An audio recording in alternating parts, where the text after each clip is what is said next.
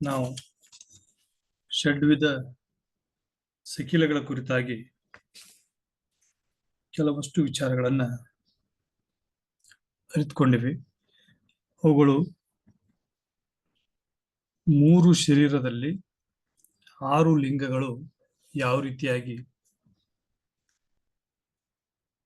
ಅಂಗೀಕರಿಸ್ತಾ ಇದ್ದಾವೆ, ಅಂದ್ರೆ ಅಂತರಂಗದೊಳಗಡೆ 6 ಲಿಂಗಗಳು ಯಾವ ರೀತಿಯಾಗಿ ಸಾಧಕನ ಅಂಗದೊಳಗಡೆ ಇದ್ದಾವೆ ಎನ್ನುವುದನ್ನ ನೋಡ್ತಾ ಬಂದಿದ್ದೀವಿ. 6 ಲಿಂಗಗಳು 6 ತತ್ವಗಳಿಗೆ ಅನುಗುಣವಾಗಿ 6 ಜ್ಞಾನೇಂದ್ರಿಯಗಳಿಗೆ ಅನುಸಾರವಾಗಿ ಪರಸ್ಪರ ಸಂಬಂಧವನ್ನು ಹೊಂದಿರುವಂತಹ ಸಖಿಲವನ್ನ ನಿನ್ನೆ ದಿನ ನೋಡಿದ್ದೀವಿ. ಹಾಗೇನೆ 6 ಸ್ಥಳಗಳಾಗಿರುವಂತ ಭಕ್ತ, ಮಹೇಶ, ಪ್ರಸಾದಿ, ಪ್ರಾಣಲಿಂಗಿ, ಶರಣ, ಐಕ್ಯ ಅನ್ನುವಂಥ ಸ್ಥಳಗಳಿಗೂ ಸಹ ಆ 6 ರೀತಿಯಾದಂತಹ ಲಿಂಗಗಳು ಸಂಬಂಧವನ್ನು ಹೊಂದಿವೆ ಅನ್ನೋದನ್ನ ನೋಡಿದ್ದೀವಿ. ಇವತ್ತು ಈ 6 ಲಿಂಗಗಳಾಗಿರುವಂತಹ ಆಚಾರಲಿಂಗ, ಗುರುಲಿಂಗ, ಶಿವಲಿಂಗ, ಜಂಗಮಲಿಂಗ, ಪ್ರಸಾದಲಿಂಗ, ಮಹಾಲಿಂಗ, ಈ 6 ಲಿಂಗಗಳು ಶರಣನ ಅಂಗದೊಳಗಡೆ ಯಾವ್ಯಾವ ಭಾಗದಲ್ಲಿ ಯಾವ್ಯಾವ ಇಂದ್ರಿಯಗಳನ್ನ ನಿಯಂತ್ರಿಸ್ತಾ ಇದ್ದಾವೆ ಅನ್ನೋದನ್ನ ನೋಡೋಣ.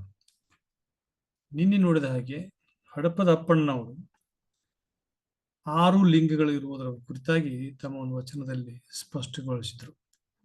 ಆಚಾರಲಿಂಗ, ಗುರುಲಿಂಗ, ಶಿವಲಿಂಗ, ಜಂಗಮಲಿಂಗ, ಪ್ರಸಾದಲಿಂಗ, ಮಹಾಲಿಂಗ, ಇವು 6 ಲಿಂಗ ಬೆರೆತರೆ ಅದೇ ಲಿಂಗದ ಸಂಯೋಗ ಅಥವಾ ಅಂಗ ಮತ್ತು ಲಿಂಗಗಳ ಸಾಮರಸ್ಯ ಅಥವಾ ಲಿಂಗಾಂಗ ಸಾಮರಸ್ಯ ಅನ್ನೋದನ್ನ ಸಾಮಾನ್ಯವಾಗಿ ಎಲ್ಲಾ ವಚನಕಾರರು ಲಿಂಗ ಅನ್ನುವಂತಹ ತತ್ವದ ಕುರಿತಾಗಿ ಏನು ವಚನಗಳನ್ನು ರಚನೆ ಮಾಡಿದಾರ ಆ ಎಲ್ಲಾ ವಚನಗಳಲ್ಲಿಯೂ ಸಹ ಈ 6 ವಿಧವಾದಂತಹ ಲಿಂಗಗಳನ್ನ ಸಮೀಕರಿಸಿ ಒಂದೇ ಲಿಂಗವನ್ನು ಅವರು ಪ್ರತಿಪಾದಿಸ್ತಾ ಬಂದಿದ್ರು.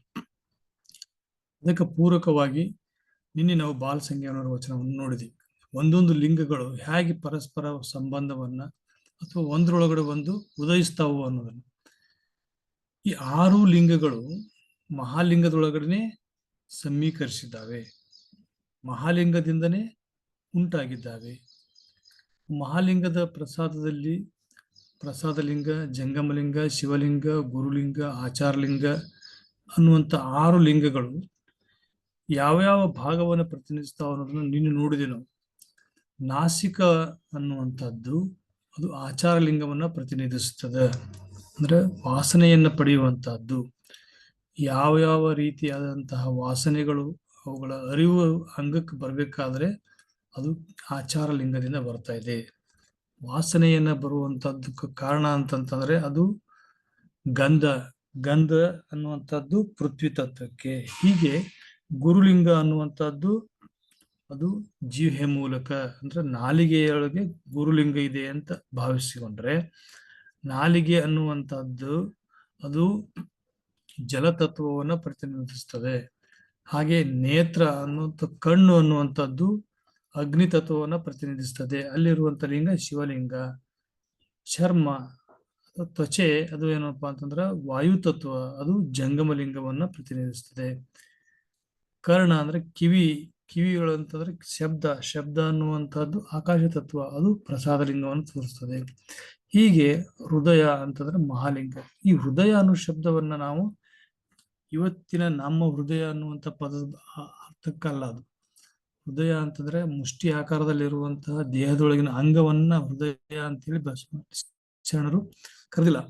ಬಸವಾದಿ ಶರಣರ ದೃಷ್ಟಿಯೊಳಗ ಹೃದಯ ಅಂತಂತಂದ್ರೆ ಜೀವವನ್ನ ನಿಯಂತ್ರಿಸುವಂತಹ ಅಂಗ. ಅದು ಮಿದುಳು ಆಗಿರಬಹುದು ಅಥವಾ ಇವತ್ತಿನ ನಾವು ಅಂದ್ಕೊಂಡಿರುವಂತ ಹೃದಯನೂ ಆಗಿರಬಹುದು. ಹೃದಯ ಅಂತಂದ್ರೆ ಕೇಂದ್ರ ಅಂತ ಅರ್ಥ.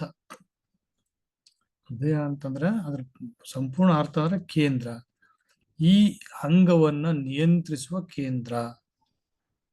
ಅದನ್ನೇ ನಾವು ವೈಜ್ಞಾನಿಕವಾಗಿ ಹಾರ್ಟ್ ಅಂತ ಅಂದ್ಕೊಂಡ್ರೆ, ಇವತ್ತು ನಾವು ಫಿಸಿಕಲ್ ಹಾರ್ಟ್ ಅನ್ನೋದಿಲ್ಲ, ಅದಕ್ಕೆ ಹೃದಯ ಅಂತೀವಲ್ಲ, ಈ ಅರ್ಥದೊಳಗೆ ಹೃದಯ ಪದವನ್ನ ಬಳಸಿಲ್ಲ ಅನ್ನೋದನ್ನ ನಾವು ಅರ್ಥ ಮಾಡ್ಕೋಬೇಕು. ಹೀಗೆ ಹೇಮಗಲ್ಲ ಹಂಪನವರು ಬಹಳ ಸುದೀರ್ಘವಾದಂತ 216 ತತ್ವಗಳನ್ನ ಒಳಗೊಂಡಿರುವಂತಹ ಸಕೀಲದ ಒಂದು ವಚನವನ್ನ ಇಲ್ಲಿ 6 ಲಿಂಗಗಳನ್ನ ಮತ್ತು 6 ತತ್ವಗಳನ್ನ 6 ಜ್ಞಾನೇಂದ್ರಿಯಗಳನ್ನ ಬಳಸಿ ಸ್ಪಷ್ಟವಾದಂತಹ ಒಂದು ಸಕೀಲದ ವಚನವನ್ನು ನಮ್ಮ ಎದುರಿಗೆ ಕೊಡ್ತಾರೆ. ಈ ವಚನ ಎಷ್ಟು ಸುದೀರ್ಘವಾಗಿದೆ ಮತ್ತು ಎಲ್ಲವನ್ನ ಸರ್ವ ಸಕೀಲದೊಳಗಡೆನೆ ಅತ್ಯಂತವಾದಂತ ನಾವು ಜನಸಾಮಾನ್ಯರು ಅರ್ಥ ಮಾಡ್ಕೋಬೇಕು.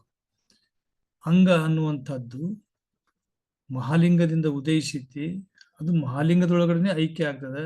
ಮಹಾಲಿಂಗನೇ ಅಂಗವನ್ನ ನಿಯಂತ್ರಿಸ್ತದ. ನಮ್ಮೊಳಗಡೆ ಇರುವಂತಹ ಆತ್ಮನು ಬೇರೆ ಅಲ್ಲ, ಬೇರೆ ವ್ಯಕ್ತಿಗಳೊಳಗ, ಬೇರೆ ಪ್ರಾಣಿಗಳೊಳಗ ಇರುವಂತಹ ಆತ್ಮ ಎಲ್ಲವೂ ಸಹ ಮಹಾಲಿಂಗದ ಅಂಶವೇ ಅದು ಅನ್ನುವಂಥದ್ದನ್ನ ಈ ವಚನ ಬಹಳ ಸ್ಪಷ್ಟವಾಗಿ ನಾವು ಹೇಳ್ತೈತೆ. ವಚನ ಪ್ರಾರಂಭದಲ್ಲಿ ಏನ್ ಹೇಳ್ತಂದ್ರೆ, ಗುರು ಕರುಣಿಸೆ ಇಷ್ಟಲಿಂಗವೆನ್ನ ಕರಸೇರಲು. ನನಗೆ ಅರಿವು ಯಾವ ಬರುತ್ತೆ ಎಲ್ಲ ಅಂತಂದ್ರೆ, ನನ್ನ ಕೈಯ ಗುರು ಇಷ್ಟಲಿಂಗನ ಕೊಡ್ತಾರಲ್ಲ, ಕೊಟ್ಟ ಮೇಲೆ ಅವರು ಹೇಳ್ತಾರೆ, ನೀನು ಮಹಾಲಿಂಗದ ಒಂದು ಅಂಶಿಕನಾಗಿದ್ದೀಯಾ, ನಿನ್ನೊಳಗಡೆ ಇರುವಂತಹ ಚೇತನ ಮಹಾಲಿಂಗದ ಚೇತನವೇ ಆಗಿದೆ, ಅದರ ಒಂದು ಭಾಗವೇ ಆಗಿದೆಯಾ ನೀನು ಅನ್ನುವಂತ ಒಂದು ಅರಿವನ್ನ ಗುರು ಇಷ್ಟಲಿಂಗನ ಕೊಟ್ಟು ಆ ಸೂತ್ರವನ್ನ ಹೇಳಿದಾಗ ಅವಾಗ ಹೇಳ್ತಾನೆ, ಸರ್ವಾಂಗವೆಲ್ಲ ಲಿಂಗಮಯವಾದದ್ದು ನೋಡುವಂತಹ ನೋಟನೂ ಲಿಂಗ ನೋಟನ ಆಗ್ತದೆ, ಕೇಳುವಂತ ಶಬ್ದನೂ ಲಿಂಗನ ಆಗ್ತದೆ. ಹೀಗೆ ಪ್ರತಿಯೊಂದು ಜ್ಞಾನೇಂದ್ರಿಯಗಳು ಗಳಿಂದ ಗಳಿಸುವಂತಹ ಎಲ್ಲ ಜ್ಞಾನವೂ ಸಹ ಲಿಂಗ ಜ್ಞಾನನೇ ಆಗ್ತದೆ. ಆ ಕಾರಣಕ್ಕಾಗಿ ಇದಕ್ಕೆ ಸರ್ವಾಂಗ ಲಿಂಗ ಅಂತ ಕರೀತಾರೆ. ಅದು ಹೇಗಾಯ್ತು ಅನ್ನೋದನ್ನ ಇಲ್ಲಿ ವಿವರವಾಗಿ ಹೇಳ್ತಾ ಹೋಗ್ತಾರೆ. ಅದು ಎಂತೆಂದರೆ, ಇಷ್ಟಲಿಂಗದಿಂದ ಪ್ರಾಣಲಿಂಗ, ಪ್ರಾಣಲಿಂಗದಿಂದ ಭಾವಲಿಂಗ ತ್ರಯಗಳಾದವು. ಇವು ಒಂದೊಂದು ಲಿಂಗಗಳಿಂದ ಅದು ಅಂತ ಹೇಳ್ತಾರಲ್ಲ, ಆ ಒಂದೊಂದು ಲಿಂಗಗಳು ಒಂದೊಂದು ಅಂಗಗಳನ್ನು ಪ್ರತಿನಿಧಿಸ್ತವೆ. ನಾವು ನೋಡಿದೀವಿ, ಇಷ್ಟಲಿಂಗ ಅನ್ನುವಂಥದ್ದು ಸ್ಥೂಲ ಶರೀರವನ್ನ ಅದು ಪ್ರತಿನಿಧಿಸ್ತದೆ. ಪ್ರಾಣಲಿಂಗ ಅನ್ನುವಂಥದ್ದು ಸೂಕ್ಷ್ಮ ಶರೀರವನ್ನ ಪ್ರತಿನಿಧಿಸುತ್ತದೆ. ಭಾವಲಿಂಗ ಅನ್ನುವಂಥದ್ದು ಕಾರಣ ಶರೀರವನ್ನ ಪ್ರತಿನಿಧಿಸ್ತದೆ. ಈ ಅಂಗಲಿಂಗಗಳ ಸಂಬಂಧನೇ ಸಕಿಲ ಇರೋದ್ರಿಂದ ನಾವು ಇಲ್ಲಿ ಲಿಂಗಗಳನ್ನ ಹೇಗೆ ಓದ್ತಾ ಹೋಗ್ತೀವೋ, ಅಥವಾ ಲಿಂಗಗಳ ಬಗ್ಗೆ ನಮಗೆ ಯಾವ ರೀತಿಯಾಗಿ ಜ್ಞಾನ ಬರುತ್ತೋ ಅದೇ ರೀತಿಯಾಗಿ ಅದರ ಜೊತೆಗೇನೆ ಅಂಗದ ಜ್ಞಾನವನ್ನು ನಾವು ಮಾಡ್ಕೊಳ್ಬೇಕಾಗ್ತದೆ. ಅಂಗವನ್ನು ಹೊರಗಿಟ್ಟು ಲಿಂಗವನ್ನು ಮಾತ್ರ ಅರಿತುಕೊಳ್ಳೋದಕ್ಕೆ ಹೋದ್ರೆ ಅದು ಅಪೂರ್ಣ ಆಗ್ತದೆ. ಆ ಕಾರಣಕ್ಕಾಗಿ ವಚನಗಳನ್ನ ಓದ್ಬೇಕಾದಾಗ ಪ್ರತಿ ವಚನಕಾರರು ಮತ್ತು ಪ್ರತಿ ವಚನದ ಭಾವನೆ ಇದೇ ಇರ್ತದೆ. ಯಾವುದು ಅಂತಂದ್ರೆ, ಒಂದು ಹೊರಗಡೆ ಇರುವಂತಹ ಚೇತನ ರೂಪದಲ್ಲಿರುವಂತಹ ಲಿಂಗ, ಅದನ್ನ ನಾವು ಧಾರಣ ಮಾಡಿರುವಂತ ನಮ್ಮ ಅಂಗ ಅಂತ ತಕ್ಷಣ ಕೇವಲ ಸ್ಥೂಲ ಶರೀರ ಅಷ್ಟ ಗಮನಿಸಬಾರದು, ಜೊತೆಗೆ ಸೂಕ್ಷ್ಮ ಮತ್ತು ಕಾರಣ ಶರೀರವನ್ನು ನಾವು ಗಮನಿಸಬೇಕು. ಸೂಕ್ಷ್ಮ ಮತ್ತು ಕಾರಣ ಶರೀರವನ್ನು ನಾವು ಗಮನಿಸದೆ ಹೋದ್ರೆ, ಸ್ಥೂಲ ಶರೀರವನ್ನು ಅಷ್ಟೇ ಆಧಾರವಾಗಿಟ್ಕೊಂಡ್ರೆ, ಅದ್ರ ಹೇಳ್ತಾರಲ್ಲ, ಅರಿತೊಡೆ ಶರಣ ಮರೆತೊಡೆ ಮಾನವ, ನಾವು ಮಾನವರಾಗ್ಬಿಡ್ತೀವಿ. ಆ ಕಾರಣಕ್ಕಾಗಿ ಪ್ರತಿ ಕ್ಷಣವೂ ಸಹ ನಾವು 3 ಶರೀರಧಾರಿಗಳು ಅನ್ನುವಂಥ ಅರಿವು ನಮ್ಮಲ್ಲಿ ಇರಬೇಕು.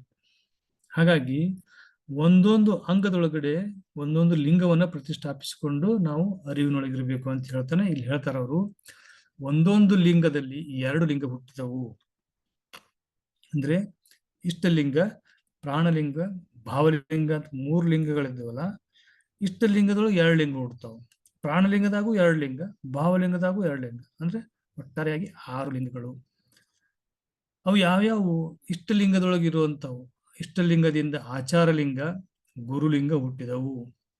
ಪ್ರಾಣಲಿಂಗದಿಂದ ಶಿವಲಿಂಗ, ಜಂಗಮಲಿಂಗ ಹುಟ್ಟಿದವು. ಭಾವಲಿಂಗದಿಂದ ಪ್ರಸಾದಲಿಂಗ, ಮಹಾಲಿಂಗ ಎಂಬೆರಡು ಲಿಂಗವು ಹುಟ್ಟಿದವು. ಇಲ್ಲಿ ನಾವು ಸ್ಥೂಲ ಸೂಕ್ಷ್ಮ ಕಾರಣ ಶರೀರದ ಬಗ್ಗೆ ಸಂಪೂರ್ಣ ಅರಿವಿದ್ದಾಗ ಮಾತ್ರ ಈ ಲಿಂಗಗಳು ಒಂದೊಂದು ಅರ್ಥ ಆಗೋದಕ್ಕೆ ಸುಲಭ ಆಗ್ತೈತಿ. ಇಲ್ಲಿ ಹೇಳ್ತಾರ ಅವರು, ಇಷ್ಟಲಿಂಗದಿಂದ ಆಚಾರಲಿಂಗ ಮತ್ತು ಗುರುಲಿಂಗ ಹುಟ್ಟಿದವು. ಆಚಾರಲಿಂಗ ಅಂತಂದ್ರೆ ನಾಸಿಕ, ಗುರುಲಿಂಗ ಅಂತಂದ್ರೆ ಜಿಹ್ವೆ ಅಥವಾ ನಾಲಿಗೆ. ನೋಡ್ರಿ, ಇವೆರಡು ನಾಸಿಕ ಮತ್ತು ಜಿಹ್ವೆ ಇವೆರಡು ಬಾಹ್ಯವಾಗಿ ಇರುವಂತಹ ಗೋಚರಿಸುವಂತವು. ಅವು ಏನೇನು ಪ್ರತಿನಿಧಿಸ್ತಾವು? ನಾಸಿಕ ಅಂತಂದ್ರೆ ಅದು ಗಂಧ ಅಂದ್ರೆ ಪೃಥ್ವಿಯನ್ನು ಪ್ರತಿನಿಧಿಸುತ್ತೆ. ಗುರುಲಿಂಗ ಅಂತಂದ್ರೆ ಅದು ಜಿಹ್ವೆ ಅಂದ್ರೆ ನಾಲಿಗೆ, ಅದು ಜಲತತ್ವವನ್ನು ಗುರುಸುತ್ತೆ. ಜಲ ಮತ್ತು ಪೃಥ್ವಿಗಳು ಇವು ಗೋಚರಿಸುವಂತವು. ಗೋಚರಿಸುವಂತಹದ್ದು ಯಾವುದು ಶರೀರ ಅಂದ್ರೆ ಅದು ಸ್ಥೂಲ ಶರೀರ. ಸ್ಥೂಲ ಶರೀರಕ್ಕೆ ಇಷ್ಟಲಿಂಗ. ಹೀಗೆ ನಾವು ಅವನ ಸಕಿಲಿಂಗವನ್ನು ಮಾಡ್ತಾ ಹೋಗ್ಬೇಕು. ಇಷ್ಟಲಿಂಗದಿಂದ ಆಚಾರಲಿಂಗ ಗುರುಲಿಂಗ ಹುಟ್ಟಿದವು ಅಂತಂದ್ರೆ ನಮಗ್ ಗೊತ್ತಿರುವಂತಹ ಇತರ ಪಂಚಮಹಾಭೂತಗಳಾಗಿರುವಂತಹ ವಾಯು ಮತ್ತು ಆಕಾಶ, ಆತ್ಮ ಇವು ಅಗೋಚರವಾಗಿರುವಂತವು. ಅಗೋಚರ ಅಂತಂದಾಗ ನಮ್ಮ ಅಗೋಚರ ಶರೀರ ಯಾವುದು? ಕಾರಣ ಶರೀರ. ಅದು ಕಾರಣ ಶರೀರಕ್ಕೆ ಸಂಬಂಧಪಟ್ಟಂತ ಲಿಂಗಗಳಲ್ಲಿ ಜೋಡಿಸ್ಬೇಕಾಗ್ತದೆ. ಹಾಗೆ ಇಲ್ಲಿ ಇಷ್ಟಲಿಂಗ ಅನ್ನುವಂಥದ್ದು ಭೌತಿಕ ಶರೀರಕ್ಕೆ ಸಂಬಂಧಪಟ್ಟಂತದ್ದು. ಇಷ್ಟಲಿಂಗದ ಭೌತಿಕವಾಗಿರುವಂತದ್ದು ದೃಷ್ಟಿಗೋಚರವಾಗಿರುವಂತಹ ಲಿಂಗಗಳು ಯಾವ ಅಂದ್ರೆ ಆಚಾರಲಿಂಗ ಮತ್ತು ಗುರುಲಿಂಗ. ಇನ್ನ ಅದಕ್ಕಿಂತ ಸೂಕ್ಷ್ಮವಾಗಿರುವಂತದ್ದು ಸೂಕ್ಷ್ಮಲಿಂಗ ಅಥವಾ ಸೂಕ್ಷ್ಮ ಶರೀರ ಅಥವಾ ಪ್ರಾಣಲಿಂಗ. ಪ್ರಾಣಲಿಂಗದಿಂದ ಶಿವಲಿಂಗ, ಜಂಗಮಲಿಂಗ ಹುಟ್ಟಿದವು. ನೋಡಿ, ಜಂಗಮಲಿಂಗ ಮತ್ತು ಶಿವಲಿಂಗ ಅನ್ನುವಂಥದ್ದು ಏನನ್ನು ಸೂಚಿಸ್ತಾವ ಅಂದ್ರೆ, ಜಂಗಮಲಿಂಗ ಅಂತಂದ್ರೆ ಅದು ವಾಯು ತತ್ವ, ಅದು ಸ್ಪರ್ಶವನ್ನು ನೀಡುವಂಥದ್ದು ಚರ್ಮ. ಶಿವಲಿಂಗ ಅಂತಂದಾಗ ಅದು ರೂಪ ಅಂದ್ರೆ ತೇಜವನ್ನು ಪ್ರತಿನಿಧಿಸ್ತದೆ, ಅದು ಕಣ್ಣನ್ನ ಹೇಳ್ತದೆ. ಕಣ್ಣಿನ ನೋಟ ಯಾವ ರೀತಿ ಇದೆ ಅಂತ ಹೇಳ್ತೀವಿ ನಾವು, ಕಣ್ಣಿಗೆ ಕಾಣಿಸ್ತದ, ಬಟ್ ಅದು ಹೀಗೆ ಇದೆ ಅಂತ ಹೇಳಿ ನಾವು ಅದನ್ನ ಸ್ಪರ್ಶಿಸಕ್ಕಾಗಲ್ಲ. ಈಗ ಕನ್ನಡಿ ಒಳಗಿರುವಂತ ಒಂದು ಬಿಂಬ ಗೋಚರಿಸ್ತಾ ಇದೆ, ಬಟ್ ಆ ಬಿಂಬವನ್ನು ನಾವು ಸ್ಪರ್ಶಿ ಹಿಡಿಯುವಂಗಾಗಿಲ್ಲ. ವಾಯು ನಮ್ಮ ಇದೆ, ಬಟ್ ಕಣ್ಣಿಗೆ ಗೋಚರಿಸುದಿಲ್ಲ. ಬಟ್ ಅದು ಇದೆ ಅನ್ನೋದು ನಮಗೆ ಯಾವಾಗ ಗೊತ್ತಾಗುತ್ತಂದ್ರೆ ನಮ್ಮ ತ್ವಚೆಗೆ ಅದು ಸ್ಪರ್ಶ ಜ್ಞಾನವನ್ನು ಕೊಡ್ತದೆ. ಹಾಗಾಗಿ ಇವೆರಡು ಜಂಗಮಲಿಂಗ ಮತ್ತು ಶಿವಲಿಂಗ ಅನ್ನುವಂಥವು ಸೂಕ್ಷ್ಮ ಶರೀರಕ್ಕೆ ಸಂಬಂಧಪಟ್ಟಂತವು. ಸೂಕ್ಷ್ಮ ಶರೀರದಕ್ಕೆ ಇರುವಂತಹ ಲಿಂಗ ಪ್ರಾಣಲಿಂಗ. ಹೀಗೆ ಸ್ಥೂಲ ಶರೀರದ ಲಿಂಗವಾಗಿರುವುದು ಇಷ್ಟಲಿಂಗ ಆದರೆ ಸೂಕ್ಷ್ಮ ಶರೀರದ ಲಿಂಗ ಆಗಿರುವಂಥದ್ದು ಪ್ರಾಣಲಿಂಗ. ಈ ಪ್ರಾಣಲಿಂಗ ಮತ್ತು ಇಷ್ಟಲಿಂಗದ ನಂತರ ಬರುವಂತಹದ್ದು ಭಾವಲಿಂಗ. ಹೇಳಿದೆ ಮೊನ್ನೆ, ಭಾವ ಅನ್ನುವಂಥದ್ದನ್ನೇ ಮನಸ್ಸನ್ನ ನಿಯಂತ್ರಿಸ್ತದೆ. ಮನಸ್ಸು ಪಂಚೇಂದ್ರಿಯಗಳನ್ನು ನಿಯಂತ್ರಿಸ್ತದೆ. ಒಟ್ಟಾರೆಯಾಗಿ ಎಲ್ಲ ಪಂಚೇಂದ್ರಿಯಗಳು ಮತ್ತು ಮನಸ್ಸನ್ನು ನಿಯಂತ್ರಿಸುವಂಥದ್ದು ಭಾವ. ಈಗ ಆಗ್ಬೇಕು, ಸೃಷ್ಟಿ ರಚನೆ ಆಗ್ಬೇಕು ಅನ್ನುವಂಥ ಭಾವ ಉಂಟಾದಾಗ ಮಾತ್ರ ಸೃಷ್ಟಿ ರಚನೆ ಆಗಿದೆ. ಸೃಷ್ಟಿಯನ್ನು ನಾನು ನಾಶ ಮಾಡ್ಬೇಕು ಅನ್ನುವಂಥ ಭಾವ ಕ್ರಿಯೇಟ್ ಆದಾಗ ಇದೆಲ್ಲವೂ ನಾಶವಾಗಿ ಹೋಗ್ತದೆ. ಅದ್ರಾಗ ಈ ಭಾವ ಅನ್ನುವಂಥದ್ದು ಏನದಲ್ಲ, ಅದು ಕಾರಣ ಶರೀರಕ್ಕೆ ಸಂಬಂಧಪಟ್ಟಂಥದ್ದು. ಅದಕ್ಕೆ ಭಾವಲಿಂಗ ಅಂತ ಕರೀತಾರೆ. ಕಾರಣ ಶರೀರ ಅಂತಂದಾಗ ನಾವು ಗಾಢ ನಿದ್ದೆಯೊಳಗಿದ್ದಾಗ ನಮ್ಮ ಅಂಗವನ್ನು ನಾವು ಮರೆತಿರ್ತೀವಿ, ಕನಸನ್ನು ಮರೆತಿರ್ತದೆ. ಕನಸು ಸಹ ಬಿಡಲ್ಲ. ಕನಸು ಇದೆ ಅನ್ನುವಂಥದ್ದನ್ನ ಕಲ್ಪನೆ ಕೊಡುವಂತಹದ್ದು ಮನಸ್ಸು. ಮನಸ್ಸು ಸಹ ಅಬ್ಸೆಂಟ್ ಇರಬೇಕು. ಮನಸ್ಸು ಸಹ ಇರ್ದಿರೋಂಥ ಸ್ಥಿತಿಗೆ ನಾವು ಅದಕ್ಕೆ ಕಾರಣ ಶರೀರ ಅಂತ ಕರಿತೀವಿ. ಅಂದ್ರೆ ಅದು ಸ್ಥೂಲ ಶರೀರದಲ್ಲಿರುವಂತಹ ಭಾವಗಳಾದಂತಹ ಸ್ಪರ್ಶ ಮತ್ತು ರೂಪ ಇವು ಕೈಗೆ ನಿಲುಕುವುದಿಲ್ಲ, ಬಟ್ ಗೋಚರಿಸ್ತದ. ಆದ್ರೆ ಕಾರಣ ಶರೀರದೊಳಗ ಅದು ಸಹ ಇರೋದಿಲ್ಲ. ಅಂದ್ರೆ ಆಕಾಶ ತತ್ವ ಮತ್ತು ಆತ್ಮ ತತ್ವ ಬರ್ತದೆ. ಹಾಗಾಗಿ ಭಾವಲಿಂಗದಿಂದ ಪ್ರಸಾದ ಲಿಂಗ ಅಂದ್ರೆ ಅದು ಶಬ್ದವನ್ನ ಉಂಟು ಮಾಡುವಂತಹ, ಶಬ್ದವನ್ನ ಕೇಳುವಂತಹ, ಉಂಟು ಮಾಡುವಂತಹ ಆಕಾಶ ಆಗಿದ್ರೆ ಕೇಳುವಂತಹ ಕಿವಿ ಅದಲ್ಲ, ಕರ್ಣ ಏನದಲ್ಲ, ಅದು ಪ್ರಸಾದ ಲಿಂಗ ಆಗ್ತದೆ. ಹೀಗೆ ಇವೆಲ್ಲವನ್ನ ಹಿಡಿದಿಟ್ಕೊಂಡಿರುವಂತಹದ್ದು ಲಿಂಗವೇ ಮಹಾಲಿಂಗ. ಅದು ಆತ್ಮತತ್ವವನ್ನು ಬೋಧಿಸ್ತದೆ. ಇದು ಶಬ್ದಾತೀತವಾಗಿರುವಂತಹದ್ದು ಲಕ್ಷಣ. ಹೀಗೆ ಇಷ್ಟಲಿಂಗ, ಪ್ರಾಣಲಿಂಗ, ಭಾವಲಿಂಗಗಳು ಆಚಾರಲಿಂಗ, ಗುರುಲಿಂಗ, ಶಿವಲಿಂಗ, ಜಂಗಮಲಿಂಗ, ಪ್ರಸಾದಲಿಂಗ, ಮಹಾಲಿಂಗ ಅನ್ನುವಂಥ 6 ಲಿಂಗಗಳನ್ನು ಉದಯಿಸ್ತವೆ ಅಂತ ಹೇಳ್ತಾರೆ. ಸರಿ, 6 ಲಿಂಗಗಳು ಯಾವ್ಯಾವ ಜೊತೆಗೆ ಸಂಬಂಧವನ್ನಿದ್ದಾವು, ಯಾವ ರೀತಿಯಾಗಿ ಅವು ಉದಯಿಸಿದಾವು, ಯಾವುದರ ಅಧೀನದೊಳಗವು ಇದ್ದಾವು ಅನ್ನೋದನ್ನ ನೋಡಿದ್ಮೇಲೆ ಅವುಗಳು ಎಲ್ಲೆಲ್ಲಿ ಅಂದ್ರೆ ನಮ್ಮ ವ್ಯಕ್ತಿಯ ಯಾವ ಅಂಗಗಳನ್ನ ಅವು ಪ್ರತಿನಿಧಿಸ್ತಾವು ಅನ್ನೋದನ್ನ ಈ ಹೇಮಗಲ್ ಹಂಪನವರು ತಮ್ಮ ವಚನದಲ್ಲಿ ಸಹ ಹೇಳ್ತಾರೆ. ಇದರೊಬ್ಬರದೇ ಅಲ್ಲ, ಎಲ್ಲಾ ಶರಣರು, ಅನೇಕ ಶರಣರು ಯಾರು ಸಕಿಲಗಳ ಕುರಿತಾಗಿ ಯಾರು 6 ರೀತಿಯಾದಂತಹ ಲಿಂಗಗಳ ಕುರಿತಾಗಿ ವಚನಗಳನ್ನು ರಚನೆ ಮಾಡಿದ್ದಾರೋ ಎಲ್ಲಾ ವಚನಗಳಲ್ಲಿಯೂ ಸಹ ಇದೇ ಸಂಬಂಧವನ್ನೇ ನಾವು ಕಾಣ್ತೀವಿ. ಅಂದ್ರೆ ಗ್ರಹಣದಲ್ಲಿ ಆಚಾರಲಿಂಗ ಸಂಬಂಧ, ಜಿಹ್ವೆಯಲ್ಲಿ ಗುರುಲಿಂಗ ಸಂಬಂಧ, ನೇತ್ರದಲ್ಲಿ ಶಿವಲಿಂಗ ಸಂಬಂಧ, ತ್ವಕ್ಕಿನಲ್ಲಿ ಜಂಗಮಲಿಂಗ ಸಂಬಂಧ, ಸ್ತೋತ್ರದಲ್ಲಿ ಪ್ರಸಾದಲಿಂಗ ಸಂಬಂಧ, ಹೃದಯದಲ್ಲಿ ಮಹಾಲಿಂಗ ಸಂಬಂಧ. ಆಚಾರಲಿಂಗವರಿದು ಗಂಧ ನೋಡಿ, ಯಾವ್ಯಾವ್ದ್ರದ್ದು ಏನೇನು ಅರಿವು ಅನ್ನೋದನ್ನ ಹೇಳ್ತಾರ. ಆಚಾರಲಿಂಗದ ಅರಿವು ಗಂಧ, ಗುರುಲಿಂಗದ ಅರಿವು ರಸ, ಶಿವಲಿಂಗದ ಅರಿವು ರೂಪ, ಜಂಗಮಲಿಂಗದ ಅರಿವು ಸ್ಪರ್ಶನ, ಪ್ರಸಾದಲಿಂಗದ ಅರಿವು ಶಬ್ದ, ಮಹಾಲಿಂಗದ ಅರಿವು ಪರಿಣಾಮ. ಇದನ್ನ ನಾವು ಸ್ವಲ್ಪ ಗಮನಿಸ್ತಾ ಹೋದ್ರೆ ಇಲ್ಲಿ ಸೈಂಟಿಫಿಕ್ ಆಗಿನೂ ಈ ವಚನದಲ್ಲಿರುವಂತಹ ಪ್ರತಿಯೊಂದು ಸಂಬಂಧಗಳು ಮತ್ತು ಅವುಗಳ ಅರಿವು ಏನದವಲ್ಲ, ಎಷ್ಟು ಎಕ್ಸಾಕ್ಟ್ಲಿ ಇವತ್ತಿನ ನಾವು ನೋಡ್ತಾ ಇರ್ಬೇಕಾದ್ರೆ ಆಚಾರಲಿಂಗ ಅಂತಂದ್ರೆ ಮೂಗು ಅಂತ ಹೇಳ್ತೀವಿ ನಾವು. ಮೂಗುನ ಅರಿವು ಏನಪ್ಪಾ ಅಂದ್ರೆ ಗಂಧ, ಅಂದ್ರೆ ಅದು ವಾಸನೆಯನ್ನು ಮಾತ್ರ ಅದು ಪ್ರತಿನಿಧಿಸ್ತದೆ. ಮೂಗು ಯಾವುದೇ ರೀತಿಯಾದಂತಹ ರೂಪವನ್ನು ಗುರುತಿಸುವುದಿಲ್ಲ, ಶಬ್ದವನ್ನು ಗುರುತಿಸುವುದಿಲ್ಲ, ಸ್ಪರ್ಶವನ್ನು ಗುರುತಿಸುವುದಿಲ್ಲ, ರಸವನ್ನು ಗುರುತಿಸುವುದಿಲ್ಲ. ಅದರದ್ದು ಕಾರ್ಯ ಏನಪ್ಪಾ ಅಂತಂದ್ರೆ ಕೇವಲ ಗಂಧವನ್ನು ಮಾತ್ರ ಗುರುತಿಸೋದು. ಹಾಗಾಗಿ ಆಚಾರಲಿಂಗ ಅನ್ನುವಂಥದ್ದು ಅದು ಗಂಧವನ್ನು ಪ್ರತಿನಿಧಿಸುವಂಥದ್ದು. ಅದು ಎಲ್ಲಿರುತ್ತಪ್ಪ ಅಂತಂದ್ರೆ ಗ್ರಹಣದಲ್ಲಿ ಇರುತ್ತದೆ. ಈ ಪಂಚೇಂದ್ರಿಯಗಳನ್ನ ಅಥವಾ ಈ ಷಡ್ ಇಂದ್ರಿಯಗಳನ್ನ ನಾವು ಅರಿತುಕೊಳ್ಳುವಂತಹ ಉದ್ದೇಶ ಏನು ಅಂತಂದ್ರೆ, ಬಾಹ್ಯವಾಗಿ ಇರುವಂತಹ ಜ್ಞಾನವನ್ನ ಅಂತರಂಗದಲ್ಲಿ ನಾವು ತಿಳ್ಕೋಬೇಕಾಗಿತ್ತಂದ್ರೆ ಈ ಅಂತರಂಗದಲ್ಲಿ ಇರುವಂತಹದ್ದನ್ನ ಅರಿತುಕೊಳ್ಳೋದಕ್ಕೆ ಏನೇನು ನಮಗೆ ಸಹಾಯಕವಾಗಿ ಅಂಗಗಳು ಬೇಕಾಗ್ತಾವೋ ಅನ್ನೋದ್ರ ಕುರಿತಾಗಿನೇ ಇಲ್ಲಿ ಒಂದೊಂದರದ ಅರಿವನ್ನು ಹೇಳ್ತಾ ಹೋಗ್ತಾರೆ. ಹಾಗಾಗಿ ನಾಲಿಗೆಯ ಕೆಲಸ ಏನಪ್ಪಾ ಅಂದ್ರ ರುಚಿಯನ್ನ ನೀಡುವುದು, ಅದು ರಸವನ್ನ, ಅದು ಅರಿವನ್ನ ಕೊಡ್ತದೆ. ಅದು ಯಾವುದು ನೋಟವನ್ನ ಕೊಡಲ್ಲ, ರೂಪವನ್ನು ಕೊಡೋದಲ್ಲ, ಸ್ಪರ್ಶವನ್ನು ಕೊಡೋದಿಲ್ಲ. ಸ್ಪರ್ಶನವನ್ನು ಕೊಡ್ಬೋದು, ಬಟ್ ಅದಕ್ಕೆ ಮುಖ್ಯ ಅಂಗ ಏನಪ್ಪಾ ಅಂತಂದ್ರ ಅದು ರಸವನ್ನ ಅರ್ಥೈಸ್ತದೆ.